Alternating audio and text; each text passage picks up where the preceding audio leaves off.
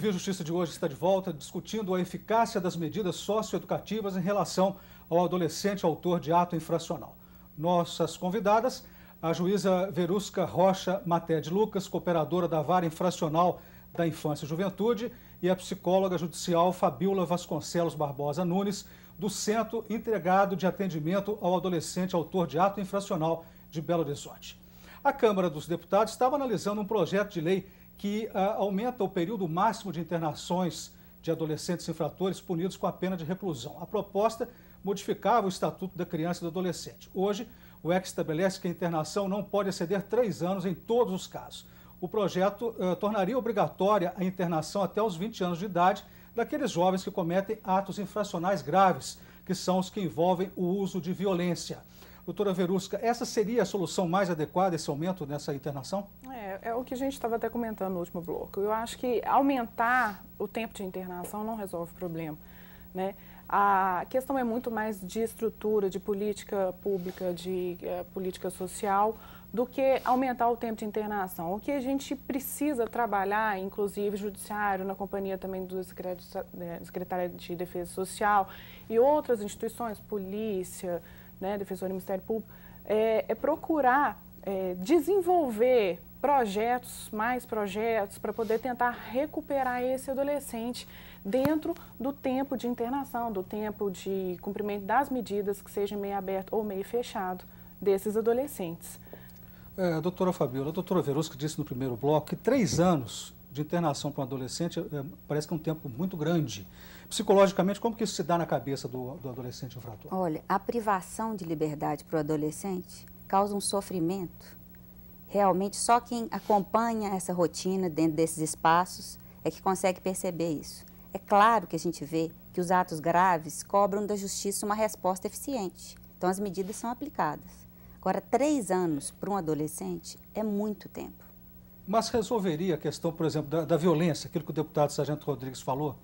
3 anos seriam suficientes para poder colocar na cabeça desse jovem o erro que cometeu? Eu acredito que sim, porque quando a gente vai comparar esse tempo de internação ou de semi-liberdade desse adolescente que está sendo privado da sua liberdade com outras estruturas que hoje o Estado vem desenvolvendo, por exemplo, como a PAC, né, que a gente tem para os adultos em algumas cidades, existem projetos dentro desses estabelecimentos, projetos sociais, acompanhamento de escola, acompanhamento psicológico, tudo para desenvolver e tentar recuperar. Por exemplo, a PAC, né, mudando só um pouco de foco, a PAC, no caso dos adultos, o índice de reincidência das pessoas que ficam presas na PAC, né, que é a recuperação desses, eles chamam recuperandos, nem chamam presos, não chega a 10%. Então, eu acho que a linha de raciocínio seria a mesma. Vamos ver agora a visão popular sobre as medidas socioeducativas. Reportagem nas ruas de Belo Horizonte. Eu acho que não dá resultado, por quê? Porque ele vai lá, faz a coisa errada, depois a justiça vai e libera ele. Ele continua fazendo aquela coisa errada. Eu acho que dá muito resultado, sim.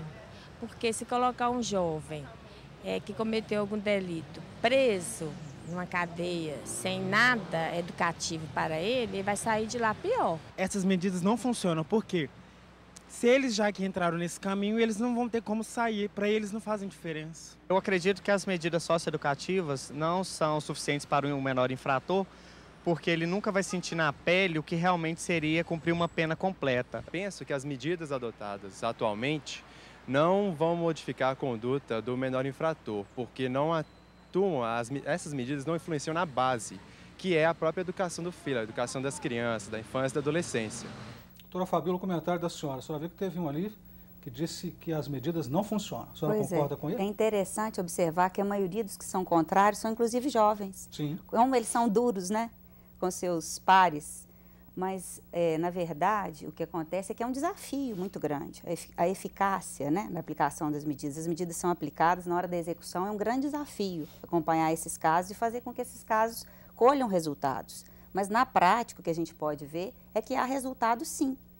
Né? Tem questões, tem limites aí institucionais, tem questões de ausência de políticas públicas, mas há avanços que podem ser registrados nos casos. Exemplo desses avanços? Avanços, adolescentes que realmente conseguem retomar a escola, que conseguem desenvolver um trabalho, se profissionalizam.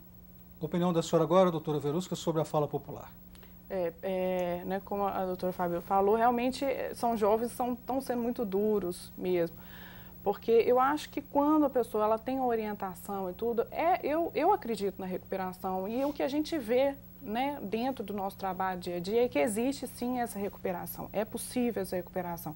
Agora, o grande problema hoje, até mesmo nessa questão da própria dureza da população com a eficácia, né, questionando a questão da eficácia da medida socioeducativa, remete-se a outros pontos que são muito sérios, né? A questão de hoje, o que é a sociedade, né? Que é muito complicado isso também. O que a sociedade valoriza? Quais são os valores da sociedade? Né? O que leva esse jovem a delinquir? Aí volta lá na outra questão, né? Mas eu acredito que sim, que é possível. A questão do consumo, né? A questão do consumo, justamente, né? Hoje a pessoa é ter, né? Então aí vem um menino de baixa renda, mora num lugar que já não é tão, né?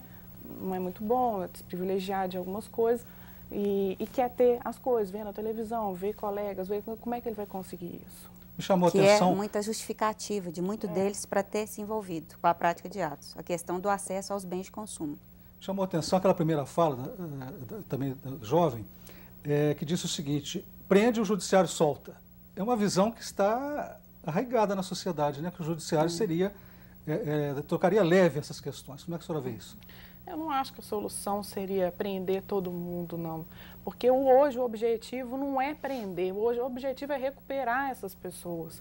Né? O que a gente quer é uma sociedade melhor, não uma sociedade completamente aprisionada, né, presa, encarcerada. Eu acho que não é o objetivo esse, é justamente tentar mudar esses valores da sociedade, né, valores de família, valores dessa estrutura social que nós temos, para tentar recuperar essa pessoa e saber que isso é o que a sociedade traz hoje para esse adolescente, mas o que ele pode trazer de melhor também para a sociedade em contrapartida.